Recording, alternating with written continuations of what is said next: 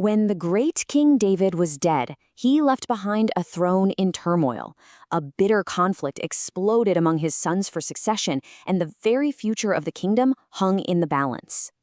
And out of that chaos, one son emerged, Solomon. He was ruthless. He struck down his own brothers, anyone who posed a threat. With blood on his hands, he silenced all opposition and finally claimed his father's throne. His earthly power was now secure, won by the sword. But the new king knew he needed something more, a higher blessing. So he journeyed to the sacred high place at Gibeon to make a grand sacrifice to the God of his father, 1,000 burnt offerings. And that very night, God appeared to him in a dream. The offer was staggering. Ask for whatever you want me to give you. This was it, the dawn of his reign and a single choice that would define everything. He could have asked for a long life, endless riches, victory over his enemies. But Solomon didn't. He asked for a wise and discerning mind so he could govern his people with justice. This selfless request, it pleased the Lord.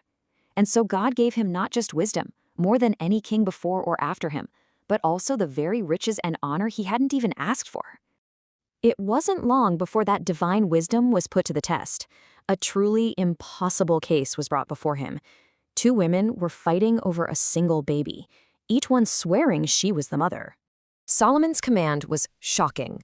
"Bring me a sword," he said. "Cut the living child in 2. But this wasn't about cruelty. It was a brilliant, sharp test of the heart. It sliced right through the lies. The real mother cried out, begging him to spare the child, even if it meant giving him away. And just like that, Solomon knew. News of this judgment spread like wildfire. All of Israel heard what the king had done, and they were filled with awe. They could see it. The wisdom of God was truly in him. His right to rule was no longer in question. A new era had begun. And with that wisdom as his foundation, Solomon ushered in something truly remarkable. An age of peace, of prosperity, a golden age. Under his rule, the kingdom of Israel rose to its absolute peak, a beacon of power and splendor known throughout the world. His military might became the stuff of legend.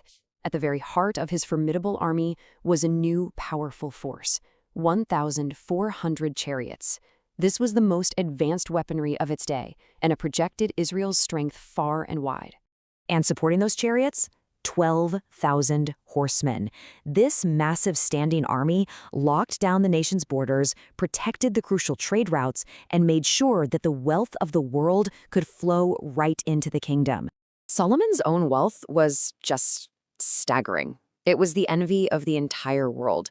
A single voyage to the far-off land of Ophir brought back 420 talents of gold. His great ships would sail out and return every 3 years, packed with treasure.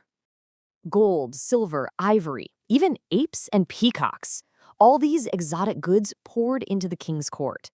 The kingdom became so rich, it was said that silver, a precious metal everywhere else, was as common as street stones in Jerusalem.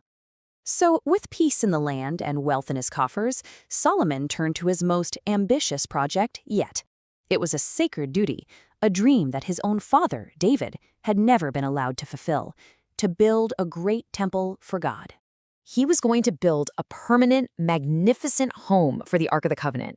This temple, right there in Jerusalem, would become the very heart of the nation. It would be the sacred center of worship for all of Israel. For 7 long years, the kingdom poured its resources into the construction, and the result? Well, it was a structure of unparalleled beauty, a true wonder of the ancient world, walls paneled with fragrant cedar, inlaid with gemstones, and covered, absolutely covered, in pure gold. But this grand vision, this magnificent temple, the king's own lavish lifestyle, it all came at a cost, a heavy one. And to pay for it all, Solomon placed a growing burden on his own people. He conscripted 30,000 men, a system of forced labor. The same kind of suffering their ancestors had endured in Egypt was now being imposed in their own promised land. Men were drafted, sent to Lebanon, forced to work 1 month out of every 3, cutting timber and quarrying stone for the king's grand designs. And as the king's power grew, as his projects got grander and grander, something else was happening. A subtle, dangerous change began to take root. not in the stones of his temple, but deep inside his own heart. Even with all that divine wisdom, Solomon started to drift. You see, David's heart had been fully devoted to the Lord, but Solomon's? His heart was not. The pure devotion of the father was beginning to crack in the son, and a big part of that drift came from his politics. To secure alliances, he amassed a massive harem, 700 wives of royal birth. He married foreign princesses from Egypt, Moab, Ammon, Sidon, the very nations God had warned Israel to stay away from. And the scriptures say that as Solomon grew older, he clung to these women in love, and they, in turn, led his heart astray, after their own gods. The same wise king who built a glorious house for the one true God was now building shrines to foreign idols on the hills just outside Jerusalem. This was an open violation of God's covenant, and it provoked his anger. A judgment was declared, a sentence passed down on the wise king who had so foolishly turned his back. God's message to Solomon was clear. Because you have broken my covenant, I will tear the kingdom away from you.